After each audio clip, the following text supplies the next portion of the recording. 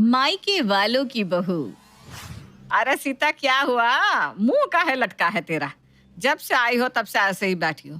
मुंह तो मीठा कर, मयूर का रिश्ता तय करके आई हूँ मैं कल ही। हाँ हाँ खाती हूँ। सीता डिब्बे के सारे रसगुल्ले खा जाती है और बिंदिया सीता को देखती रह जाती है। तब सीता कहती है, अब बेटे की शादी हुई है तो खाऊंगी ही ना। वैसे रसगुल्ले बहुत स्वाद है।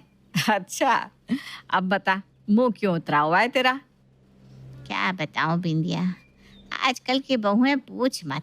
रहती तो ससुराल में है लेकिन करती और गाती मायके का है।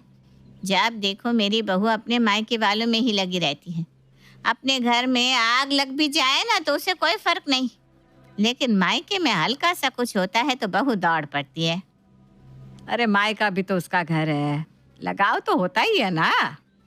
लगाव होना अलग बात है। दिन भर वीडियो कॉल पर अपने मायके वालों में लगी रहती है।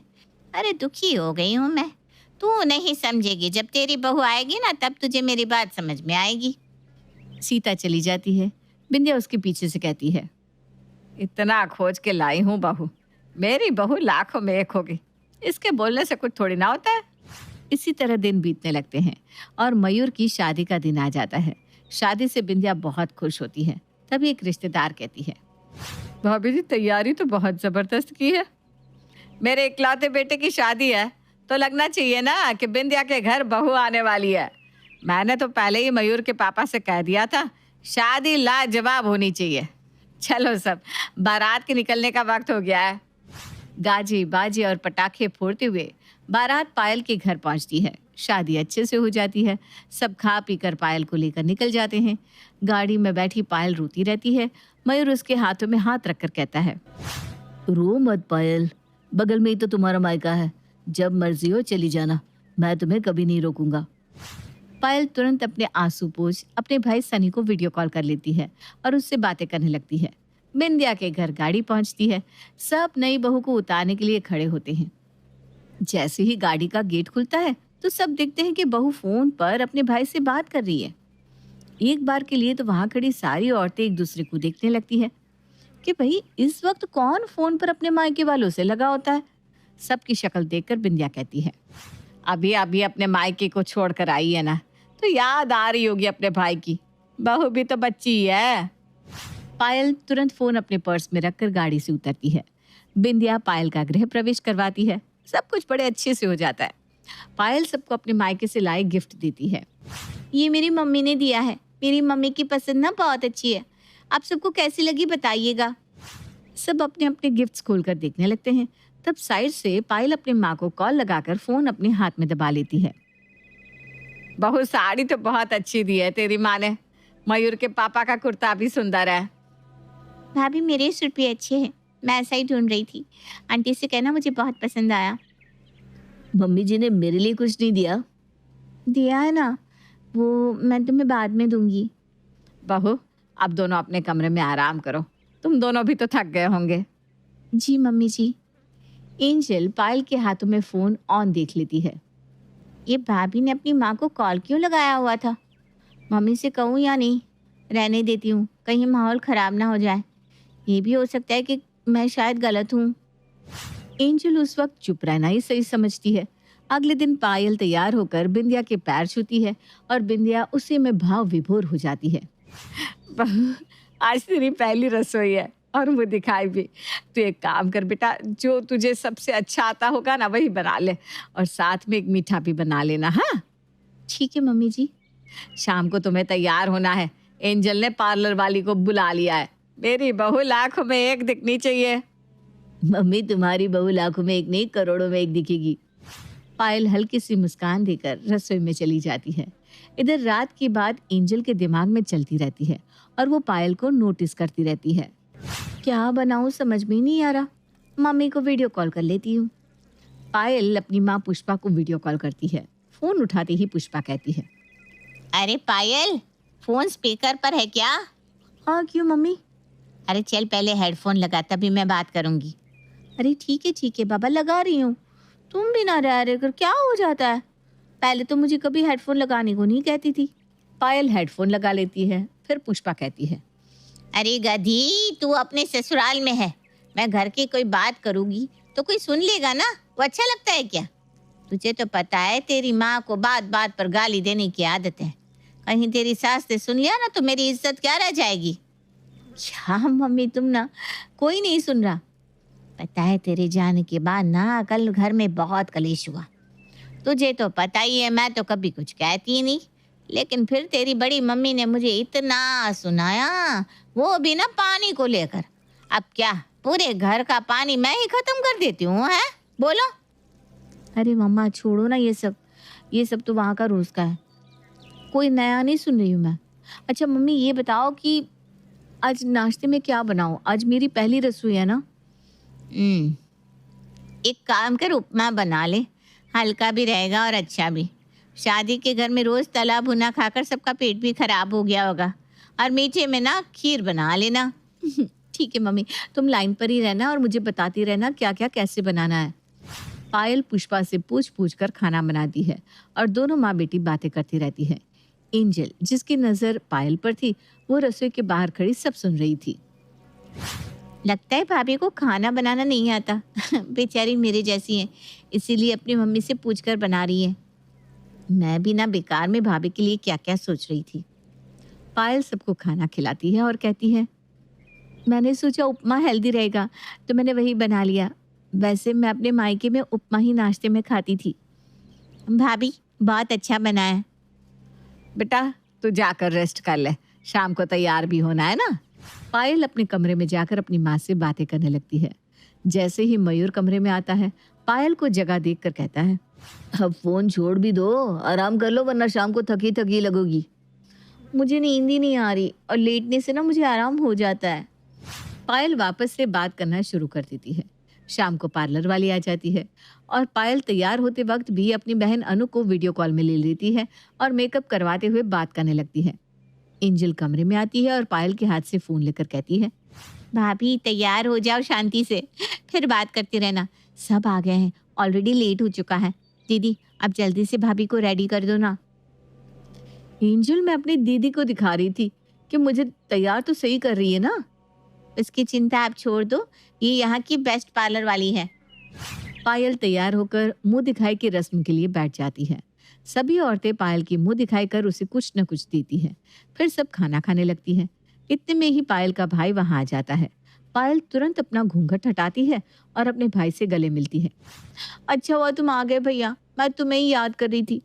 आज मुंह दिखाई में ना अच्छी खासी कमाई हुई है। बहू, तेरा भाई कहीं भागा नहीं जा रहा, उसे बैठने तो दे।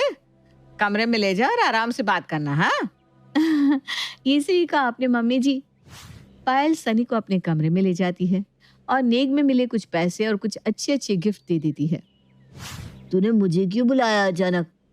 अरे यार आज ना बहुत अच्छे अच्छे पकवान बने हैं, स्पेशली लिट्टी चोखा, इसीलिए तुम्हें बुला लिया। ये कुछ पैसे और गिफ्ट है, ले जाना, काम आएगा मम्मी को। अरे तेरी सास देख लेगी तो? भैया तुम ना उसकी फिक्र मत करो, मैं देख लूंगी। एक काम करती हूँ, मैं तुम्हारे साथ ही चलती हूँ पग फेरे के लिए। अरे पर वो आज ही तेरी सास जाने देगी तब ना। अरे तुम बोल देना ना कि मैं आज आया हूँ तो लेते हुए ही जाऊंगा। चलो अभी कुछ खा लो बाहर चलकर। सनी और पायल बाहर आते हैं। तब तक सारी औरतें खा पीकर चली जाती हैं। सनी आराम से खाता है और बिंदिया से पायल को ले जाने के लिए बात कर लेता है। ठीक है, ले जाओ पायल को, आज जाए या कल क्या फर्क पड़ता है। पायल अपने भाई के साथ उसी वक्त चली जाती है। 2 दिन बाद मयूर पायल को वापस ले आता है। इसी तरह दिन बीतने लगते हैं। पायल जब देखो फोन और वीडियो कॉल पर अपने मायके वालों के साथ लगी रहती। पहले तो बिंदिया पायल की बातें नजरअंदाज करती है, ये सोचकर कि बहू नई नहीं है तो एडजस्ट होने में उसे वक्त लगेगा। एक रोज बिंदिया की तबीयत ठीक नहीं थी तो वो पायल से कहती है, बहू मुझे बुखार हो रहा है, तो गरम गरम दाल और फुलके सेक के दे दे। हमेशा की तरह पायल फोन पर लगी रहती है और सुनती नहीं। तभी एंजल कमरे में जाकर पायल को हिलाकर कहती है, भाभी सुन रही हो क्या आप? मम्मी खाना मांग रही है और आप फोन पर लगी हो। मैं कॉलेज जा रही हूँ। अरे हाँ हाँ, दे रही हूँ दीदी। पायल अपनी माँ से बात करते करते दाल बनाकर बिंदिया को पकड़ाती है और कहती है, माँ जी फुलके लाती हूँ, आप तब तक दाल का पानी पियो। बिंदिया 2 फुल्के तो ठीक देती है, फिर अनु का कॉल आता है और वो रोटी तवी पर डालकर भूल जाती है। इधर बिंदिया थाली पर बैठी बैठी इंतजार करती रह जाती है। अरे बहू, रोटी देगी या नहीं? बिंदिया उठकर कमरे में आती है तो देखती है कि जली रोटी की खुशबू आ रही है। बिंदिया तमाती हुई जोर से पुष्पा से कहती है, अरे बहू, घर में आग लगाकर ही मानेगी। ये फोन ना किसी की जान लेकर आएगा। अब ठीक है दीदी, रखती हूँ। मम्मी जी, मैं बना देती हूँ ना फिर से। अरे अब रहने दे, माफ कर बहू। अगले दिन सुबह पहले उठते ही बरखा का फोन पायल को आता है और वो चाय बनाते बनाते बरखा से बातें करने लगती है। दीदी, बहुत दिन हो गए कहीं नहीं गए हम। आप थी तो चले भी जाते थे, अब तो इतने दिनों से आपकी भैया हमें कहीं लेकर भी नहीं जाती। तो ठीक है ना, एक काम करते हैं, शाम को मूवी चलते हैं, आप और भैया आ जाना। हाँ, 1 मिनट रुकना, मैं मयूर को चाय पकड़ा देती हूँ। पायल चाय लेकर अपने कमरे में जाती है जहाँ मयूर टॉवेल में खड़ा था। पायल फोन तुरंत मयूर की ओर घुमा देती है और कहती है, लो भाभी, बात करो मयूर से। मयूर ऑकवर्ड फील करता है और फोन को हाथ से साइड कर धीरे से कहता है, पायल तुम्हें दिख नहीं रहा है क्या? मैं गमछे में हूँ। अरे यार, भाभी तो है, क्या है, कोई दिक्कत नहीं है। अरे तुम जाकर बाहर बात कर लो, मुझे कपड़े पहनने दो। देखो चाय रखी है, पी लेना। मयूर को अंदर ही अंदर गुस्सा आने लगता है और वो कहता है, पायल कोई जगह ही नहीं दिखती, जहां देखो वीडियो कॉल ऑन कर देती है। दोपहर को पायल मयूर को दुकान पर कॉल करके कहती है, जाने मन, मूवी चलते हैं ना, कहीं घूमने का मन कर रहा है। तुम तो मुझे हनीमून पे भी नहीं ले गए। अच्छा, हनीमून की टिकट तो तुमने ही कैंसिल करवाई थी, ये बोलकर कि तुम्हारी मम्मी की तबीयत ठीक नहीं है। अब तुम्हें मायके से ज्यादा प्यार है तो क्या करे? अच्छा ठीक है ना, तो आज चलो, जल्दी आ जाओ, शाम को मैं रेडी रहूंगी, हम तुम दोनों निकलेंगे। अच्छा ठीक है, आता हूँ। मयूर मन ही मन सोचता है, कम से कम मूवी के बहाने तो पर्सनल टाइम मिलेगा, नहीं तो मेरे ससुराल वाले हर वक्त नाक की तरफ फन मारे मेरी जिंदगी में बैठे रहते हैं। मयूर शाम को जल्दी जल्दी घर आता है और हाथ मुंह धोकर तैयार होने लगता है। पायल चलो चलते हैं, मूवी शुरू हो जाएगी। मैं तो कब से तैयार हूँ, तुम ही नहीं आए थे। मयूर के मन में तो लड्डू फूटते रहते हैं। दोनों गाड़ी में जाकर बैठते हैं। गाड़ी में बैठते ही मयूर पायल के हाथ को अपने हाथ में लेकर कहता है, जाने मन, तुमने ना प्लान बनाकर मेरे मन को खुश कर दिया। सब कह रहे हैं मूवी बहुत मस्त है। इतने में ही पीछे की सीट पर बैठी बरखा आगे झुककर कहती है, हाँ जीजू, मैंने ही दीदी से कहा था मूवी चलने को। बरखा की आवाज सुनकर मयूर के तोते उड़ जाते हैं। वो पलट कर देखता है, ओ साले साहब, मैंने तो आपको देखा ही नहीं। अच्छा हुआ आप लोग आ गए। फिर वो मन ही मन सोचता है, मेरी जिंदगी को झंड करने आ गए, 1 मिनट भी मुझे अकेले नहीं मिलता पायल के साथ। इतने में ही पायल अनु और पुष्पा को वीडियो कॉल पर लेती है। हम लोग ना मूवी देखने जा रहे हैं। यार आई मिस्ड इट, मुझे भी बुला लेते। तू हमें वहां बुला लेना। मम्मी क्या हुआ, तुम कुछ बोल क्यों नहीं रही हो? क्या बोलूं बेटा, मेरी किस्मत ही फूटी है। आज सुबह पहले तेरे पापा से लड़ाई हो गई। जब देखो अपने भाई बहन का पक्ष लेते रहते हैं। सुबह से काम वाली नहीं आई, ऊपर से तेरी बहू आकर मेरी छाती पर बैठ गई। सुबह से मैं और बरखा काम कर करके दुखी है। आज भी थोड़ा तंग है बेटा, मैं पैसे कमाती नहीं ना, इसलिए मेरी इज्जत नहीं है। क्या मम्मी, कैसी बातें कर रही हो? लोगों की बातों को ना नजरअंदाज कर दिया करो। तुम भी चली आती ना भैया के साथ। नहीं बेटा, अच्छा नहीं लगता ना, तुम लोग यंग कपल हो जाओ, मैं बूढ़ी तुम्हारे बीच में क्या करूंगी। क्या यंग कपल, कभी अकेले छोड़ते ही नहीं, जब देखो मेरी छाती पर कोई ना कोई बैठा रहता है। आप भी आ जाती, ऐसे भी कौन सा कुछ करने को मिल रहा है। सब मूवी देखते हैं। फिर घर लौटते वक्त सनी और बरखा को उनके घर पर छोड़ते हुए पायल और मयूर अपने घर आते हैं। थक कर दोनों सो जाते हैं। अगले दिन बिंदिया मयूर से कहती है, बेटा अब बच्चा कर ले, वरना ज्यादा उम्र होने से बच्चे होने में दिक्कत होगी। बहू जब देखो अपने मायके वालों में लगी रहती है। ये उसे मायका लगता है और मायका उसका ससुराल। अरे बच्चे हो जाएंगे तो कम से कम वो बच्चों में लगी रहेगी और इस घर की तो सोचेगी। हाँ मम्मी, मैं भी देख रहा हूँ, पायल अपने मायके वालों में ही लगी रहती है। अब इसका कोई उपाय तो निकालना होगा। दिन बीतने लगते हैं। एक रोज पायल बैठकर सब्जी काट रही थी। मयूर पायल के पास जाकर उससे किस कर देता है। तभी उसकी नजर सामने मोबाइल पर पड़ती है जिसमें पुष्पा वीडियो कॉल पर होती है। मयूर की हरकतें देखकर पुष्पा अपनी आंखें बंद कर लेती है। बेटा मैं बाद में कॉल करती हूँ। पायल गुस्से में मयूर से कहती है, मेरी माँ को ऑकवर्ड फील करवा दिया ना तुमने। वो बेचारी कुछ जरूरी बात कर रही थी। हर वक्त तो तुम्हारी जरूरी बात ही चलती रहती है। मयूर गुस्से में दुकान चला जाता है। रात को मयूर मूड बनाकर घर आता है। सुबह गुस्से में पायल कुछ ज्यादा ही बोल गया। गुलाब देखकर वो खुश हो जाएगी। मयूर खा पीकर कमरे में जाता है। पायल को गुलाब का गुलदस्ता देकर कहता है, एक गुलाब दूसरे गुलाब के लिए, क्या हम साथ में कुछ वक्त बिता सकते हैं? ठीक है, मैं भाभी को ना ये बॉक्स दिखा देती हूँ, बस 10 मिनट उनसे बात कर लेती हूँ, वो कुछ कह रही थी। हाँ ठीक है, कर लो। मैं तब तक फ्रेश होकर आता हूँ। मयूर पायल के फोन रखने का वेट करता रहता है, लेकिन मजाले की पायल फोन रख दे। देखते देखते 2 घंटे बीत जाते हैं, फिर भी पायल की बातें खत्म ही नहीं होती। गुस्से में मयूर पायल का फोन पटक देता है। ना रहेगा फोन, ना करोगी तुम बात। हमारी अपनी कोई जिंदगी ही नहीं है। जब देखो तुम अपने मायके वालों में लगी रहती हो। जब दिन भर उनमें ही लगा रहना है तो वहीं जाकर रहो ना। मयूर कमरे के बाहर जाकर सो जाता है।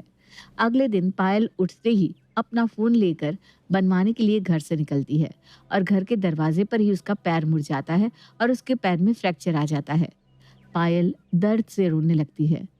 पायल की आवाज़ सुनकर मयूर उसे तुरंत अस्पताल लेकर जाता है और उसका प्लास्टर करवाता है। साथ ही पायल के लिए एक नया मोबाइल भी लाकर उसे देता है और वापस उसे घर ले आता है। पायल अपने मायके वालों को बताती है कि उसका पैर फ्रैक्चर हो गया है, लेकिन कोई भी उससे मिलने नहीं आ पाता क्योंकि सब कहीं ना कहीं बिजी होते हैं। इधर मयूर दिन रात पायल की सेवा करता है, उसे अपने हाथ से खिलाता, उसके सारे काम खुशी खुशी करता। पायल, तुम्हें किसी भी चीज़ की ज़रूरत हो तो मुझे बता देना। अपने मायके वालों से बात कर लो, तुम्हारा मन लग जाएगा। पायल की आंखें भर आती हैं और वो रोते हुए कहती है, मुझे माफ़ कर दो मयूर, मैं समझ ही नहीं पाई कि शादी के बाद ससुराल ही लड़की का घर होता है। मेरी इस हालत में तुम मेरे साथ हो, मेरे मायके वाले नहीं। प्लीज़ मुझे माफ़ कर दो। अब से मैं हरदम सबसे पहले तुम्हें वक्त दूंगी और बाद में किसी और को।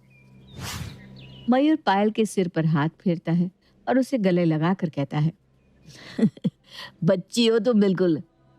अब पायल मायके मायके के गाने बंद कर ससुराल